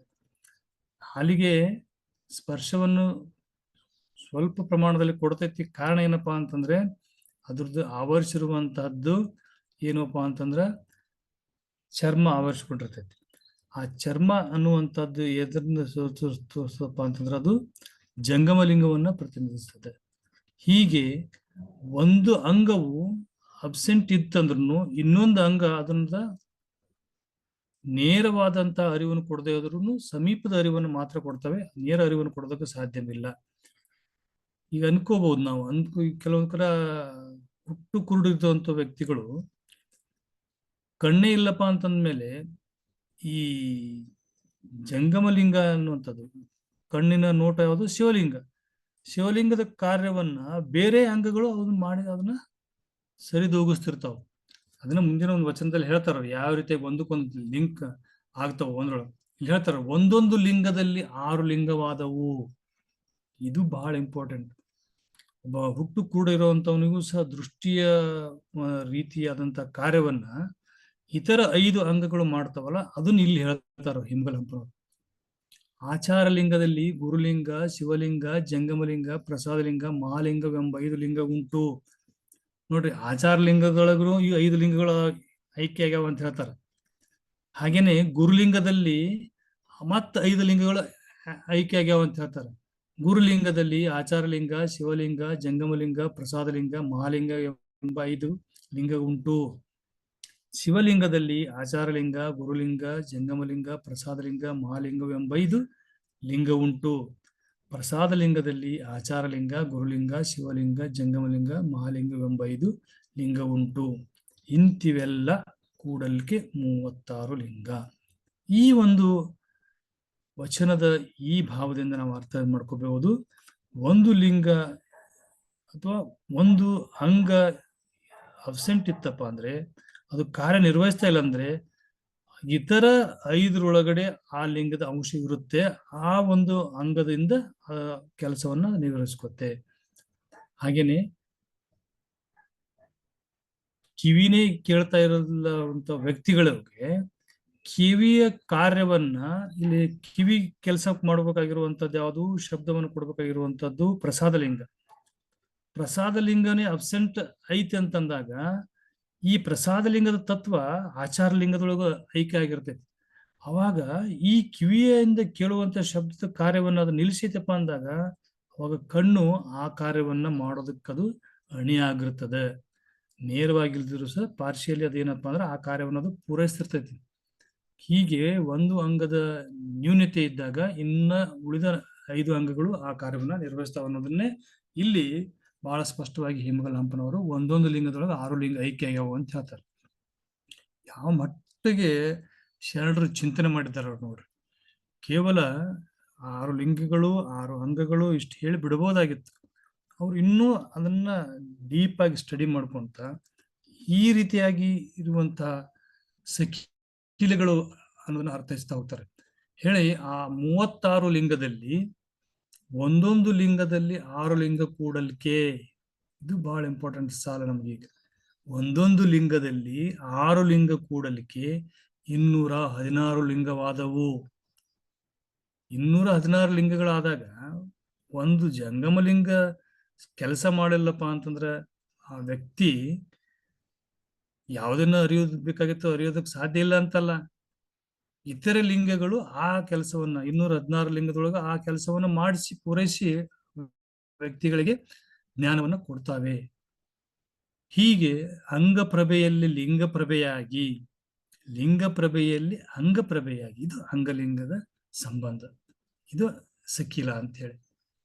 ಅಂಗಪ್ರಭೆಯೊಳಗೆ ಲಿಂಗಪ್ರಭೆ, ಲಿಂಗಪ್ರಭೆಯೊಳಗೆ ಅಂಗಪ್ರಭೆ, ಅಂಗಲಿಂಗ ಸಂಬಂಧಿಯಾಗಿದ್ದೇನು ಕಾಣ ಪರಮಗುರು ಪಡೆವಿಡಿ ಸಿದ್ಧ ಮಲ್ಲಿನಾಥ ಪ್ರಭುವೇ. ಹೀಗೆ ಒಟ್ಟಾರೆಯಾಗಿ ಈ ವಚನದ ತಾತ್ಪರ್ಯ ಏನು ಅಂತಂದ್ರೆ, ಸ್ಥೂಲ ಶರೀರ, ಸೂಕ್ಷ್ಮ ಶರೀರ, ಕಾರಣ ಶರೀರ ಅನ್ನುವಂತ 3 ಶರೀರದೊಳಗಡೆ ಒಂದೊಂದು ಶರೀರದೊಳಗಡೆ 2 ತತ್ವಗಳು ಐಕ್ಯ ಆಗಿದ್ದಾವೆ. ಸ್ಥೂಲ ಶರೀರಕ್ಕೆ ಪೃಥ್ವಿ ಮತ್ತು ಒಪ್ಪು ತತ್ವಗಳು ಐಕ್ಯ ಆಗಿದ್ರೆ, ಸೂಕ್ಷ್ಮ ಶರೀರಕ್ಕೆ ತೇಜ ಮತ್ತು ವಾಯು ತತ್ವಗಳು ಐಕ್ಯ ಆಗಿದ್ದಾವೆ. ಹಾಗೇನೆ ಕಾರಣ ಶರೀರಕ್ಕೆ ಆಕಾಶ ಮತ್ತು ಆತ್ಮ ತತ್ವಗಳು ಐಕ್ಯ ಆಗಿದ್ದಾವೆ. ಸರಿ, ಲಿಂಗಗಳನ್ನು ನೋಡ್ತಾ ಹೋದ್ರೆ ಸ್ಥೂಲ ಶರೀರಕ್ಕೆ ಇರುವಂತ 2 ಲಿಂಗಗಳು ಆಚಾರ ಲಿಂಗ ಮತ್ತು ಗುರುಲಿಂಗ. ಸೂಕ್ಷ್ಮ ಶರೀರದ 2 ಲಿಂಗಗಳು ಶಿವಲಿಂಗ ಮತ್ತು ಜಂಗಮಲಿಂಗ. ಕಾರಣ ಶರೀರದ 2 ಲಿಂಗಗಳು ಪ್ರಸಾದ ಲಿಂಗ ಮತ್ತು ಮಹಾಲಿಂಗ. ಸ್ಥೂಲ ಶರೀರಕ್ಕೆ ಸಂಬಂಧಪಟ್ಟಂತಹ ಅಂಗಗಳು ಅಂತಂದ್ರೆ ಘ್ರಾಣ, ಜೀವೆ ಅಂದ್ರೆ ಮೂಗು ಮತ್ತು ನಾಲಿಗೆ. ಸೂಕ್ಷ್ಮ ಶರೀರಕ್ಕೆ ಜ್ಞಾನವನ್ನ ತಂದುಕೊಟ್ಟುವಂತಹ ಅಂಗಗಳು ಅಂತಂದ್ರೆ ನೇತ್ರ ಮತ್ತು ತ್ವಕ್ಕು. ಕಾರಣ ಶರೀರಕ್ಕೆ ಜ್ಞಾನವನ್ನ ತಂದುಕೊಡುವಂತಹ ಅಂಗಗಳು ಅಂದ್ರೆ ಸ್ತೋತ್ರ ಮತ್ತು ಹೃದಯ. ಸ್ಥೂಲ ಶರೀರ ಏನನ್ನ ಅದು ಅರ್ಥೈಸ್ಕೊಳ್ತೈತಿ ಅಂದ್ರೆ ಗಂಧ ಮತ್ತು ರಸವನ್ನ ಅರಿಸ್ಕೊಳ್ತದೆ. ಪ್ರಾಣದ ಮೂಲಕ ಗಂಧವನ್ನ, ಜೀವೆಯ ಮೂಲಕ ರಸವನ್ನ ಅರಿತುಕೊಳ್ತೈತಿ. ಇವೆರಡನ್ನೂ ಅರಿವನ್ನು ಕೊಡಬೇಕಾದಾಗ ಸಹಾಯಕವಾಗಿ ಶಕ್ತಿ ರೂಪದಲ್ಲಿರುವಂತಹ ಲಿಂಗಗಳು ಅಂದ್ರೆ ಆಚಾರ ಲಿಂಗ ಮತ್ತು ಗುರುಲಿಂಗ. ಹಾಗೇನೆ ಸೂಕ್ಷ್ಮ ಶರೀರದಲ್ಲಿ ರೂಪ ಮತ್ತು ಸ್ಪರ್ಶನದ ಅರಿವು ಆಗ್ತದೆ. ರೂಪದ ಅರಿವನ್ನು ಕೊಡುವಂತಹದ್ದು ಶಿವಲಿಂಗ, ಅದು ನೇತ್ರ. ಸ್ಪರ್ಶದ ಅರಿವನ್ನು ಕೊಡುವಂತಹದ್ದು ಜಂಗಮಲಿಂಗ, ಅದು ಚರ್ಮ. ಕಾರಣ ಶರೀರಕ್ಕೆ ಜ್ಞಾನವನ್ನ ಯಾವುದ್ರ ಮೂಲಕ ನಾವು ಪಡಿತೀವಿ ಅಂತಂದ್ರೆ ಶಬ್ದ ಮತ್ತು ಪರಿಣಾಮದಿಂದ ಜ್ಞಾನವನ್ನು ಪಡಿತೀವಿ. ಶಬ್ದವನ್ನ ಕಾರಣ ಶರೀರಕ್ಕೆ ತಲುಪಿಸುವಂತ ಅಂಗ ಸ್ತೋತ್ರ ಅಂದ್ರೆ ಕಿವಿ. ಪರಿಣಾಮವನ್ನ ಶರೀರಕ್ಕೆ ತಲುಪಿಸುವಂತ ಅಂಗ ಹೃದಯ. ಈ ಪರಿಣಾಮ ಅನ್ನುವಂಥದ್ದು ಆದ್ಯಂತಿಕವಾಗಿರುವಂತ ಅರಿವು. ನಾವು ಹಾಲು ಅಥವಾ ಹಣ್ಣನ್ನ ನಾವು ನೋಡ್ತೇವೆ, ಬಟ್ ಹಣ್ಣಿನ ರುಚಿಯನ್ನ ನಾವು ಕೇವಲ ಅದರ ಶಬ್ದದಿಂದ, ಸ್ಪರ್ಶದಿಂದ, ರೂಪದಿಂದ, ರಸದಿಂದ, ಗಂಧದಿಂದ ಅರಿಯೋದಕ್ಕಾಗೋದಿಲ್ಲ. ಇವು 5 ಇದ್ರೂ ಸಹ ಅವುಗಳನ್ನ ತಿನ್ಬಹುದು, ನೋಡ್ಬಹುದು, ಟಚ್ ಮಾಡಬಹುದು, ಸ್ಮೆಲ್ ತಗೋಬಹುದು. ಆದ್ರೆ ಪರಿಣಾಮ ಆಗುದು ಯಾವಾಗಂದ್ರ ಇವು 5 ಸಮ್ಮಿಲನ ತಗೊಂಡಾಗ, ಈ 3 ಶರೀರಗಳು ತೃಪ್ತಿ ಹೊಂದಿದಾಗ ಅದು ಪರಿಣಾಮ ಅಂತ ಆಗ್ತೈತಿ. ಹಾಗಾಗಿ ಈ ಪರಿಣಾಮ ಅನ್ನುವಂಥದ್ದು ಅಂತಿಮವಾದಂತ ಸತ್ಯದ ಸ್ಥಿತಿ. ಅದಕ್ಕೆ ಮಹಾಲಿಂಗದವನ್ನ ಸೂಚಿಸ್ತದೆ. ತೃಪ್ತಿ ಯಾವಾಗ ಆಗ್ತದಪ್ಪ ಅಂದ್ರೆ ಮಹಾಲಿಂಗ ತೃಪ್ತಿ ಆದಾಗ ತೃಪ್ತಿ ಆಗ್ತದೆ. ಹೀಗೆ ಶರಣ ಒಂದು ಪರಂಪರೆ ಒಳಗಡೆ, ಬಸವಾದಿ ಶರಣರ ವಿಚಾರದೊಳಗಡೆ, ಲಿಂಗಾಯತ ಧರ್ಮದೊಳಗಡೆ ನಾವು ಸ್ಥಳಗಳನ್ನು ಏನ್ ಕರಿತೀವಿ ಷಟ್ ಸ್ಥಳಗಳು ಅಂತೇಳಿ, ಆ ಷಟ್ ಸ್ಥಳಗಳು ಈ ಷಡ್ವಿಧ ಸಖಿಲಗಳಲ್ಲಿ ಒಂದಕ್ಕೊಂದು ಸಂಬಂಧಿಕರನ್ನ ಹೊಂದಿರುತ್ತವೆ. ಭಕ್ತ ಸ್ಥಳ ಸ್ಥೂಲ ಶರೀರದ ಆಚಾರಲಿಂಗವನ್ನು ಪ್ರತಿನಿಧಿಸ್ತದೆ. ಮಹೇಶ ಸ್ಥಳ ಸ್ಥೂಲ ಶರೀರದ ಗುರುಲಿಂಗವನ್ನು ಪ್ರತಿನಿಧಿಸ್ತದೆ. ಪ್ರಸಾದಿ ಸ್ಥಳ ಸೂಕ್ಷ್ಮ ಶರೀರದ ಶಿವಲಿಂಗವನ್ನು ಪ್ರತಿನಿಧಿಸ್ತದೆ. ಪ್ರಾಣಲಿಂಗಿ ಸ್ಥಳ ಸೂಕ್ಷ್ಮ ಶರೀರದ ಜಂಗಮಲಿಂಗವನ್ನು ಪ್ರತಿನಿಧಿಸುತ್ತೆ. ಶರಣ ಅನ್ನುವಂಥದ್ದು ಕಾರಣ ಶರೀರದ ಪ್ರಸಾದ ಲಿಂಗವನ್ನ ಪ್ರತಿನಿಧಿಸುತ್ತದೆ. ಐಕ್ಯ ಅನ್ನುವಂಥದ್ದು ಹಾಗೆ ಶಟಸ್ಥಳದೊಳಗ ಅಂತಿಮವಾದಂತಹ ಸ್ಥಳ ಐಕ್ಯ ಅದನ್ನು, ಆ ಐಕ್ಯ ಸ್ಥಳ ಯಾವುದನ್ನು ಪ್ರತಿನಿಧಿಸುತ್ತೆ ಅಂದ್ರೆ ಮಹಾಲಿಂಗದಿಂದ ಪ್ರತಿನಿಧಿಸುತ್ತದೆ. ಐಕ್ಯ ಅನ್ನುವಂಥದ್ದು ಅದು ಮಹಾಲಿಂಗದ ಪ್ರತಿನಿಧಿಸುವ ಪರಿಣಾಮದ ಮೇಲೆ ಆ ಸ್ಥಳದೊಳಗೆ ಅವರು ಇದ್ದಾರೆ ಅನ್ನುವಂಥದ್ದು ಗೊತ್ತಾಗ್ತದೆ. ಹಾಗೆ ಈ 12ನೇ ಶತಮಾನದ ಎಲ್ಲಾ ಶರಣರ ವಚನಗಳನ್ನು ನಾವು ನೋಡ್ತಾ ಹೋದಾಗ ಈ ರೀತಿಯಾದಂತಹ ಷಡ್ವಿಧ ಸಖಿಲಗಳೊಂದಿಗೆ 6 ಲಿಂಗಗಳ ತೃಪ್ತಿಯನ್ನ ನಾವು ಅರಿಬೇಕಾಗ್ತದೆ. 6 ಲಿಂಗಗಳು. ಈಗ ಒಬ್ಬ ವ್ಯಕ್ತಿಯನ್ನ ನಾವು ನೋಡ್ತಾ ಹೋದ್ರೆ ಅವನು ಯಾವ ಸ್ಥಳದಲ್ಲಿ ಇದ್ದಾನೆ ಅನ್ನುವಂಥದ್ದನ್ನ ಅವನ ಒಂದು ನೋಟದೊಳಗಡೆ, ಅವನ ಒಂದು ವಾಣಿ ಒಳಗಡೆ, ಅವನ ಒಂದು ಇರುವಿಕೆ ಒಳಗಡೆ ಅಥವಾ ಅವರ ಸ್ಪರ್ಶದ ಮೇಲೆ ಎಲ್ಲ ನಾವು ಅರಿತೀವಲ್ಲ, ಅದೇ ರೀತಿಯಾಗಿ ಆ ಅರಿಯುವಿಕೆಯ ಹಂತದ ಮೇಲೆ ಅವರೊಳಗೆ ಜಾಗೃತವಾಗಿರುವಂತಹ ಲಿಂಗವನ್ನು ಸಹ ನಾವು ಗುರುತಿಸ್ಬೇಕಾಗ್ತದೆ. ಆ ಕಾರಣಕ್ಕಾಗಿನೇ ಮೊನ್ನೆ ದಿನ ನೋಡಿದ್ರೆ ತೃಪ್ತಿಗೊಮ್ಮೆ ಶಿವ ಶಿವ ಅಂತ ಊಟ ಮಾಡ್ಬೇಕು ಅಂತ ಪ್ರಸಾದ ತಗೋಬೇಕು, ಅವು ಕರ್ಣವೃತ್ತಿಗಳು ಈಡೇರ್ತಾವು ಅಂತಂದಾಗ ಅದು ಪರಿಣಾಮವನ್ನು ಸೂಚಿಸ್ತದೆ. ಹಾಗೆ ಇಲ್ಲಿ ಅಮುಗಿ ದೇವಯ್ಯನವರು ಒಂದು ವಚನದಲ್ಲಿ ಬಹಳ ಸ್ಪಷ್ಟವಾಗಿ ಹೇಳ್ತಾರೆ ಇದೇ ವಿಚಾರವನ್ನು. ಗುರುಲಿಂಗ ಸಂಯೋಗವಾದಲ್ಲಿ ನೋಡಿ, ಗುರುಲಿಂಗ ಸಂಯೋಗವಾದಲ್ಲಿ ಶಿವಲಿಂಗವಾದುದು ಅದರ ಉದಯ ಆಗ್ತದೆ ಅಂತ ಹೇಳ್ತಾರೆ. ಶಿವಲಿಂಗದ ಉದಯ. ಶಿವಲಿಂಗ ಸಂಯೋಗವಾದಲ್ಲಿ ಜಂಗಮಲಿಂಗದ ಉದಯ. ಜಂಗಮಲಿಂಗ ಸಂಯೋಗವಾದಲ್ಲಿ ಪ್ರಸಾದದ ಉದಯ. ಪ್ರಸಾದ ಸಂಯೋಗವಾದಲ್ಲಿ ಪ್ರಾಣದ ಉದಯ. ಪ್ರಾಣ ಸಂಯೋಗವಾದಲ್ಲಿ ಜ್ಞಾನದ ಉದಯ. ಜ್ಞಾನಾನುಭವ ಸಂಯೋಗವಾದಲ್ಲಿ ಸುಜ್ಞಾನದ ಉದಯ. ಇಂತಿ ಗುರುವಿನ ಘನವ ಲಿಂಗದ ನಿಜವ. ನೋಡಿ, ಇದು ಎರಡನ್ನೂ ನಾವು ಅರ್ಥಿಸ್ಬೇಕು. ಗುರುವಿನ ಘನವ ಅಂದ್ರೆ ಭೌತಿಕವಾಗಿ ನಾವು ಯಾವುದನ್ನು ಗುರು ಅಂತ ಒಪ್ಕೊಂಡಿರ್ತೀವಲ್ಲ ಅವನ ಘನವನ್ನ, ಲಿಂಗದ ನಿಜವ ಅದು ತೃಪ್ತಿಯ ಮತ್ತು ಪರಿಣಾಮದ ಬರುವಂತ ಐಕ್ಯ ಸ್ಥಿತಿಯೊಳಗಿರುವಂತದ್ದು ಲಿಂಗದ ನಿಜವ. ಜಂಗಮದ ಮಹಿಮೆಯ, ಪ್ರಸಾದದ ರುಚಿಯ, ಪ್ರಾಣನ ನೆಲೆಯ, ಸುಜ್ಞಾನದ ನಿಲುವ, ಮಹಾನುಭಾವದ ಸುಖವನ್ನರಿದು ಮರೆಯಲ್ಲಿ ಮಹಾಗಣ ಸದ್ಗುರು ಸಿದ್ಧ ಸೋಮನಾಥನೆಂಬ ಲಿಂಗದಲ್ಲಿ ಜ್ಞಾನಭರಿತವಾದಂದು ಸುಜ್ಞಾನ. ಇಷ್ಟುವರೆಗಿನ ನಾವು ಏನು 6 ಲಿಂಗದ ಬಗ್ಗೆ ಮಾತಾಡ್ತಾ ಇದ್ದೀವಲ್ಲ, ಇದ್ರ ಉದ್ದೇಶ ಏನಪ್ಪಾ ಅಂದ್ರೆ ಅಂಗಕ್ಕೆ ಬಾಹ್ಯವಾಗಿ ಜ್ಞಾನದ ಆಹ್ವಾನ ಮಾಡ್ಕೊಳ್ಳೋದು. ಆ ಬಾಹ್ಯವಾಗಿ ಜ್ಞಾನ ಬರುವಂತಹದ್ದು ಆ ಬಂದು ಅಂಗದೊಳಗಡೆ ಅದು ಲೀನ ಆಗ್ಬೇಕಾದಾಗ ಯಾವ್ಯಾವ ಹಂತದ ರೂಪದಲ್ಲಿ, ಯಾವ್ಯಾವ ರೂಪದಲ್ಲಿ ಅಂಗಕ್ಕೆ ಬರ್ತೈತಿ ಅಂತ ಹೇಳ್ತಾರೆ ಅವರು. ಶಿವಲಿಂಗದ ಮೂಲಕ, ಜಂಗಮಲಿಂಗದ ಮೂಲಕ, ಪ್ರಸಾದ ಲಿಂಗದ ಮೂಲಕ, ಪ್ರಾಣಲಿಂಗದ ಮೂಲಕ, ಹಾಗೆ ಮುಂದುವರೆದು ಜ್ಞಾನದ ಮೂಲಕ, ಸುಜ್ಞಾನದ ಮೂಲಕ. ಇಷ್ಟು ಬಂದ ಮೇಲೆ ಅವಾಗ ಗುರುವಿನ ಘನ, ಲಿಂಗದ ನಿಜ, ಜಂಗಮದ ಮಹಿಮೆ, ಪ್ರಸಾದದ ರುಚಿ, ಪ್ರಾಣದ ನೆಲೆ, ಸುಜ್ಞಾನದ ನಿಲುವು ಇವೆಲ್ಲವನ್ನು ತಿಳ್ಕೊಂಡಾಗ ಕೊನೆಗೆ ಏನಾಗ್ತಾರೆ, ಲಿಂಗದಲ್ಲಿ ಜ್ಞಾನಭರಿತವಾದಂದು ಸುಜ್ಞಾನ. ಅದು ನಮ್ಗ ಸುಜ್ಞಾನ ಆಗ್ತದೆ. ನಾವು ಏನೇನೋ ಓದ್ತೀವಿ, ಏನೇನೋ ತಿಳ್ಕೊತೀವಿ, ಎಲ್ಲವೂ ಸಹ ಜ್ಞಾನ ಅಂತ ಅಂತೀವಿ. ಬಟ್ ಸುಜ್ಞಾನ ಅನ್ನುವಂಥದ್ದು ಏನದಲ್ಲ, ಹಂಗ ಅನುಭವಿಸಿ ಪಡೆಯುವಂಥದ್ದು. ಅದನ್ನೇ ಶರಣರು ಅನುಭಾವ ಅಂತ ಕರೆದ್ರು. ಯಾವುದು ಅನುಭವಿಸಿ ಪ್ರಕಟ ಆಗ್ತದಲ್ಲ, ಅನುಭವದ ಮೂಲಕ ಬರುವಂತ ಅನುಭವ ಅದು ಅಂತಿಮ ಸತ್ಯ ಆಗಿರ್ತದೆ. ಅದು ಎಲ್ಲ ಧರ್ಮಗಳ, ಎಲ್ಲ ಧರ್ಮ ಗ್ರಂಥಗಳ, ಎಲ್ಲ ಧಾರ್ಮಿಕ ವ್ಯಕ್ತಿಗಳ ಅಂತಿಮ ಉಪದೇಶ ಏನದಲ್ಲ ಅದು ಸುಜ್ಞಾನ, ಅದು ಅನುಭವ. ಆ ಕಾರಣಕ್ಕಾಗಿನೇ ವಚನಗಳು ಅನ್ನುವಂಥದ್ದು ಈ ನೆಲೆಯಲ್ಲಿ ರಚಿತವಾಗಿರುವಂಥವು. ಅವು ಬರಿಬೇಕು ಅಂತ ತಿಳ್ಕೊಂಡು ಮನಸ್ಸಿನ ಕಸರತ್ತಿನಿಂದ ರಚನೆ ಮಾಡಿರುವಂಥವು ಅಲ್ಲವು.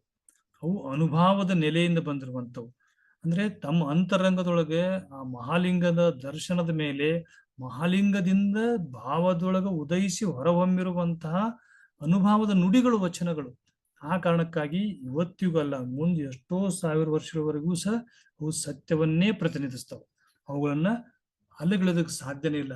ಆ ನೆಲೆಗಳಿಗೆ ಹೋಗಿ ಯಾರು ಯಾವ ರೀತಿಯಾಗಿ ಜ್ಞಾನವನ್ನು ಹೊರಹೊಮ್ಮಿಸ್ತಾರಲ್ಲ ಅದು ಸತ್ಯ. ನಮ್ಮ ಋಷಿ ಮುನಿಗಳು ವೇದಗಳನ್ನ ರಚನೆ ಮಾಡಿದ್ರು ಅಂತ ಹೇಳ್ಬೇಕಾದಾಗೂ ಸಹ ಆ ವೇದಗಳಲ್ಲಿರುವಂತಹ ತಿರುಳು ಆಗಿರಬಹುದು, ಶರಣರ ವಚನಗಳಲ್ಲಿರುವಂತಹ ತಿರುಳು ಆಗಿರಬಹುದು, ಯಾವುದೇ ದಾರ್ಶನಿಕರು ಬುದ್ಧ ಆಗಿರ್ಬೋದು, ಕ್ರಿಸ್ತ ಆಗಿರ್ಬಹುದು, ಅಥವಾ ಮಹಾವೀರ ಆಗಿರ್ಬೋದು, ಅವ್ರೇನು ಉಪದೇಶವನ್ನು ಮಾಡಿದಾರಲ್ಲ ಅವೆಲ್ಲ ಉಪದೇಶ ಎಲ್ಲಿಂದ ಬಂದಿರೋದು ಅಂತಂದ್ರೆ ಹೃದಯದಿಂದ ಅಂತ ಹೇಳ್ತಾರೆ. ಇಲ್ಲಿ ಹೃದಯ ಅಂತಂದಾಗ ನಮ್ಮ ಸಖೀಲಗಳೊಳಗೆ ನೋಡಿದಾಗ ಅದು ಮಹಾಲಿಂಗ. ಅಂದ್ರೆ ಮಹಾಲಿಂಗದಿಂದ ಉದಯಿಸಿರುವಂತಹ ಜ್ಞಾನ ಏನದಲ್ಲ ಅದು ಸುಜ್ಞಾನ. ಆ ಮಹಾಲಿಂಗದಿಂದ ಉದಯಿಸುವಂತಹ ಜ್ಞಾನವನ್ನ ನಾವು ಸತ್ಯದ ಸಾಲುಗಳು, ಸತ್ಯದ ನುಡಿಗಳು ಅಂತ ಕರಿತೀವಿ. ಆ ಕಾರಣಕ್ಕಾಗಿ ನಾವು ಎಷ್ಟೋ ಕವನಗಳನ್ನು ಬರೀಬಹುದು, ಎಷ್ಟೋ ಸಾಹಿತ್ಯವನ್ನು ಬರೀಬಹುದು, ಅದು ಸರ್ವರಿಗೂ ಸಹ ರುಚಿಸುವುದಿಲ್ಲ, ಸರ್ವರಿಗೂ ಸಹ ಅದು ಸಂತೃಪ್ತಿ ಕೊಡೋದಿಲ್ಲ. ಕಾರಣ ಏನಪ್ಪಾ ಅಂತಂದ್ರೆ ಅದು ಕೇವಲ ಹೊರಗಡೆಯಿಂದ ಬಂದಿರುವಂತ ಜ್ಞಾನ, ಅಂತರಂಗದಿಂದ ಪ್ರಕಟ ಆಗಿರೋದು ಮಾತ್ರ ಸತ್ಯ ಹೇಳ್ತೈತಿ. ಆ ಕಾರಣಕ್ಕಾಗಿ ಈ ಕಲ ಬೇಡ, ಕೊಲ ಬೇಡ, ಹುಸಿ ನುಡಿ ಬೇಡ ಅನ್ನುವಂಥದ್ದು ಇದು ಜಾಗತಿಕವಾಗಿ ಎಲ್ಲರಿಗೂ ಒಪ್ಪಿಕೊಂಡಿರುವಂತಹ ಸತ್ಯವನ್ನೇ ಅದು ಬಿಂಬಿಸ್ತಾವೆ.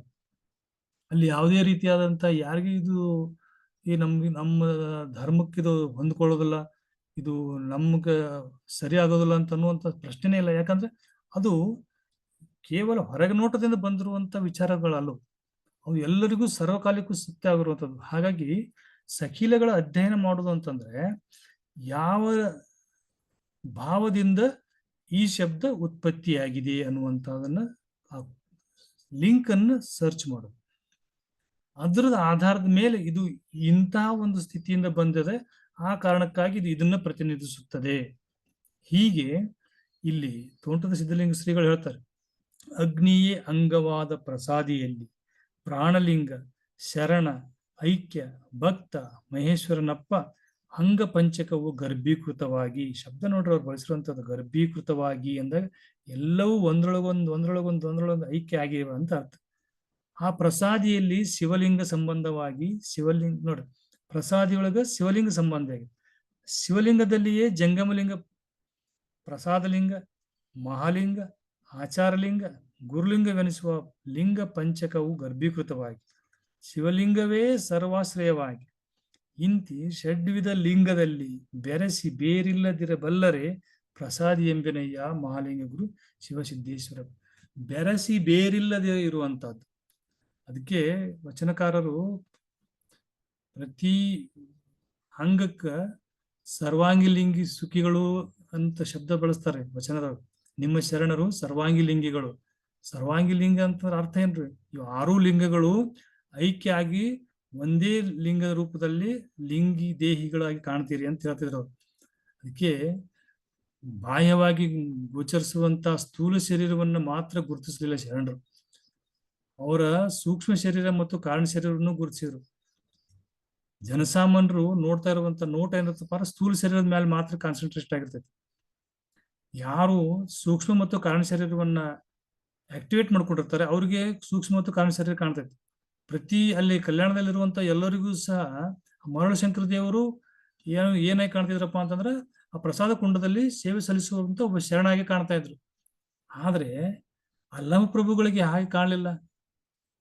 ಅವರೊಳಗೆ ಇರುವಂತಹ ಆ ಒಂದು ಸೂಕ್ಷ್ಮ ಶರೀರ ಮತ್ತು ಕಾರಣ ಶರೀರ ಸ್ಪಷ್ಟವಾಗಿ ಗೋಚರಿಸ್ತಾ ಇತ್ತು. ಒಬ್ಬ ಅನುಭಾವಿ, ಇವರು ತನ್ನ ಅಂತರಂಗದೊಳಗಡೆ ಜಾಗೃತವಾಗಿರುವಂತಹ ಮಹಾಲಿಂಗವನ್ನ ಜಾಗೃತಗೊಳಿಸಿಕೊಂಡಿರುವಂತಹ ಅನುಭಾವಿ ಅನ್ನುವಂಥದ್ದನ್ನ ಅಲ್ಲಂ ಪ್ರಭುಗಳು ಗುರುತಿಸಿದ್ರು. ಹೀಗೆ ಇಲ್ಲಿ ಹೇಳ್ತಾರಲ್ಲ, ಬೆರಸಿ ಬೇರಿಲ್ಲದಂತೆ ಇರಬಲ್ಲರೆ ಅವರಿಗೆ ಪ್ರಸಾದಿ ಎಂಬಿ ಅಂತ ಹೇಳ್ತಾರೆ. ಸರಿ, ಈಗ ನಾವು ಒಂದು ಪ್ರಮುಖ ಘಟ್ಟಕ್ಕೆ ಬರ್ತಾ ಇದ್ದೀವಿ. ಈ ಷಡ್ವಿಧ ಸಕಿಲಗಳೊಳಗ ಸರಿ ಇವೆಲ್ಲವೂ ಸಹ ಮಹಾಲಿಂಗದಿಂದ ಉದಯಿಸವು ಅಂತ ಹೇಳ್ತಿರಲ್ಲ. ಮಹಾಲಿಂಗ ಅಂತಂದ್ರೆ ಏನನ್ನು ಪ್ರತಿನಿಧಿಸ್ತದೆ? ಈ 6 ಲಿಂಗಗಳೇನಿದಾವಲ್ಲ, ಈ 6 ಲಿಂಗಗಳೊಳಗ 5 ಲಿಂಗಗಳು ಮಹಾಲಿಂಗದಿಂದನೇ ಆಗ್ಯವ ಅಂತ ಹೇಳ್ತೀವಲ್ಲ. ಈ ಮಹಾಲಿಂಗ ಅನ್ನುವಂಥದ್ದು ಪ್ರಣವ ರೂಪದೊಳಗೆ ಇರ್ತದೆ ಅಂತ ನೋಡಿದೇವೆ ನಾವು. ಅಂದ್ರೆ ಮಹಾಸ್ಫೋಟ ಆದಾಗ, ಬಿಗ್ ಬ್ಯಾಂಗ್ ಆದಾಗ ಶಕ್ತಿ ಹೆಂಗ ಸಂಚಲನ ಆಗ್ತದೆ ಬಂತಲ್ಲ, ಆ ಶಕ್ತಿ ಸಂಚಲನಕ್ಕೆ ನಾವು ಮಹಾಲಿಂಗ ಅಂತ ಕರಿತೀವಿ. ಈ ಬಿಗ್ ಬ್ಯಾಂಗ್ ಆದ್ಮೇಲೆ ಎಲ್ಲಾ ಗ್ರಹ ನಕ್ಷತ್ರಗಳು ಉಗಮ ಆದಾಗ ಈ ಮಹಾಲಿಂಗ ಯಾವ್ಯಾವ ರೀತಿ ಇತ್ತು ಅನ್ನೋದನ್ನ ಸೂಚಿಸೋದಕ್ಕೋಸ್ಕರವಾಗಿನೇ ವೈಜ್ಞಾನಿಕವಾಗಿ ಆಗಿರ್ಬೋದು, ತಾತ್ವಿಕವಾಗಿ ಆಗಿರ್ಬೋದು, ಅಲ್ಲಿ 3 ಪದಗಳನ್ನ ನಾವು ಬಳಸ್ತೀವಿ. ಅ ಉ ಮ ಅಂತೇಳಿ. ಅ ಉ ಮ ಏನೇನು ಪ್ರತಿನಿಧಿಸ್ತಪ್ಪ ಅಂದ್ರೆ ನಾದ, ಬಿಂದು, ಕಳೆಗಳನ್ನ ಪ್ರತಿನಿಧಿಸ್ತಾವು. ಈ ನಾದ, ಬಿಂದು, ಕಳೆಗಳನ್ನ ಪ್ರತಿನಿಧಿಸುವುದಕ್ಕ ಓಂಕಾರ ಅಂತ ಕರೀತಾರ, ಅಥವಾ ಪ್ರಣವ ಅಂತಲೂ ಕರೀತಾರ, ಅದು ಜ್ಯೋತಿ ಸ್ವರೂಪ ಅಂತಲೂ ಕರೀತಾರ. ಇಲ್ಲಿ ಬಾಲಸಂಗಯ್ಯನವರು ಇದನ್ನ ಹಿಡಿದುಕೊಂಡು, ಅಂದ್ರೆ ಆ ಮಹಾಲಿಂಗವನ್ನು ಹಿಡ್ಕೊಂಡು ಇತರ ಆಚಾರಲಿಂಗ, ಗುರುಲಿಂಗ, ಶಿವಲಿಂಗ, ಜಂಗಮಲಿಂಗ, ಪ್ರಸಾದಲಿಂಗವನ್ನು ವಿವರಿಸ್ತಾ ಬರ್ತಾರೆ. ಯಾವ್ಯಾವ ರೀತಿಯ ಹುಟ್ಟಿದವು ನಮ್ಗೆ ಇಲ್ಲಿವರೆಗೆ ಗೊತ್ತಾಯ್ತು. 6 ಲಿಂಗಗಳದ ಅನ್ನೋದು ಗೊತ್ತಾಯ್ತು. ಈ 6 ಲಿಂಗಗಳು ಹೇಗೆ ಉದಯಿಸಿದವು? ಇಲ್ಲಿ ಲಿಂಗ ಅನ್ನುವಂಥದ್ದು ನಮ್ಮ ಬಸವಾದಿ ಶರಣರ ವಿಚಾರದೊಳಗೆ ಅದು ಕೇವಲ ಶಕ್ತಿ. ನಾನು ಹೇಳಿದ್ದೀನಿ ಮೊನ್ನೆ ದಿನ, ಇದು ಜಸ್ಟ್ ಲೈಕ್ ಎಲೆಕ್ಟ್ರಿಸಿಟಿ, ಹೇಗೆ ಎನರ್ಜಿ ಅಂತ ಕರಿತೀವಿ, ಅಥವಾ ಗ್ರಾವಿಟೇಷನ್ ಫೋರ್ಸ್ ಅನ್ನು ನಾವು ಯಾವ ರೀತಿ ಫೋರ್ಸ್ ಅಂತ ಕರಿತೀವಿ, ಈ ರೀತಿಯಾದಂಥ ಒಂದು ಫೋರ್ಸ್ಗಳು ಅಷ್ಟೇ ಇವು. ಈ ರೀತಿಯಾದಂಥ ಎನರ್ಜಿಗಳು ಇವು.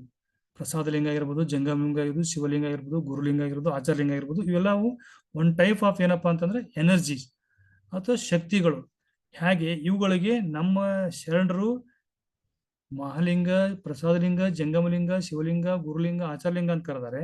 ನಮ್ಮ ಭಾರತೀಯ ತಾತ್ವಿಕ ಪ್ರತಿಪಾದಕರೇನಲ್ಲ, ಅವುಗಳಿಗೆ ಏನ್ ಮಾಡಿದ್ರಪ್ಪ ಅಂದ್ರ ರುದ್ರ, ಸದಾಶಿವ, ಈಶ್ವರ, ಬ್ರಹ್ಮ, ವಿಷ್ಣು ಅಂತ ಹೆಸರುಗಳನ್ನು ಕೊಟ್ಟಿದ್ದಾರೆ. ಇಲ್ಲಿ ಎಲ್ಲರ ಮೂಲ ಆಶಯ ಯಾಕಂದ್ರೆ ಒಂದೇ ಇರೋದಕ್ಕೆ ಸಾಧ್ಯತೆ ಇದೆ. ಎಲ್ಲಾ ತತ್ವಗಳು ಒಂದೇ ಒಂದು ತತ್ವದಿಂದ ಉದಯಿಸಿ ಆಗ್ಯಾವಪ್ಪ ಅಂದ್ಮೇಲೆ ನಾವು ಅವುಗಳನ್ನು ನೋಡುವಂತ ನೋಟಕ್ಕೆ ನಾವು ನಮ್ಮ ಭಾವಕ್ಕೆ ಅನುಗುಣವಾಗಿ ನಾವು ಅವುಗಳ ಹೆಸರನ್ನ ಕೊಡಬಹುದು. ಆ ಮೂಲ ಪದಕ್ಕೆ ನಾವು ಮಹಾಲಿಂಗ ಅಂದ್ರೂ ಪರಕ್ ಬೀಳೋದಿಲ್ಲ, ಅದಕ್ಕೆ ನಾವು ಏನಂತಂದ್ರೂ ಪರಕ್ ಅದು ಅದೇ ಇರ್ತೈತಿ. ಅದಕ್ಕೆ ನಾವು ಗುರುತಿಸೋದಕ್ಕೆ ನಾವು ಕೊಟ್ಟಿರುವಂತ ಹೆಸರು ವಿನಃ ಅದಕ್ಕೆ ಅದೇ ಹೆಸರನ್ನ ತೆಗೆದುಕೊಂಡು ಹುಟ್ಟಿದೆ ಅಂತ ಅಥವಾ ಆಗಿದೆ ಅಂತಲ್ಲ.